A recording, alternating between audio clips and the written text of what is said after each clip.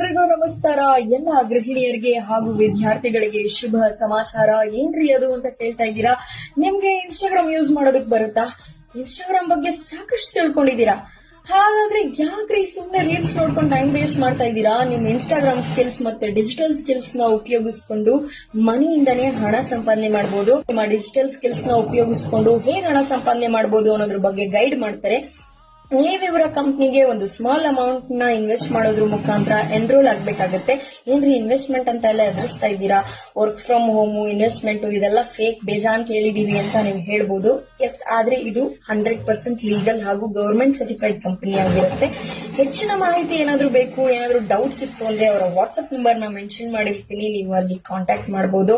So ಮನೆಯಿಂದನೇ free time ಅಲ್ಲಿ ಎಲ್ಲಾ ಗೃಹಿಣಿಯರು, ವಿದ್ಯಾರ್ಥಿಗಳು ಸಾಕಷ್ಟು ಹಣವನ್ನ ಗಳಿಸಬಹುದು. ಈಗಲೇ ಬೇಗ ಎನ್ರೋಲ್ ಮಾಡ್ಕೊಳ್ಳಿ. Thank you.